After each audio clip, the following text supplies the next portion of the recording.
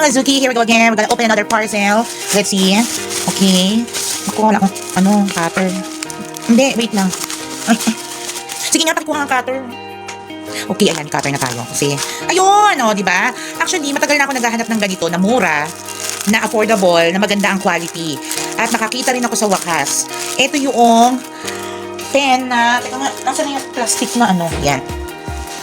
Ito yung pen na pwede sa acrylic, pwede sa plastic, pero ang kulay niyan ay nakasarap pa ba?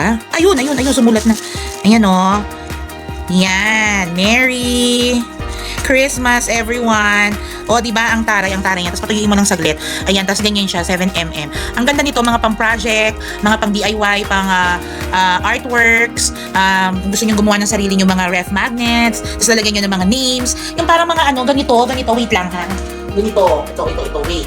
Ito diba nakaka-receive kayo ng mga ganyan, yung mga magnet na ayan ang mga nakasulat. Ayan ang ginagamit pala nila, ayan yan, yung mga ganyan, Philippines, ang puting yan. Kayo na magsusulat. Pwede kayo bumili lang ng ganito, tapos kayo na magsusulat, lalagyan nyo kung ano man gusto nyo. Ito po yung pen na yun. Kaya check nyo, i-check nyo dali, napakamura lang yan. Diyos ko, akala nyo ba? Ayan, tuyo na. Diba plastic yung pinagsulatan ko Jiva, tapos check nyo ang mura. At to cart na, bilis, bago pa magkaubusan. Dali, mga Zuki.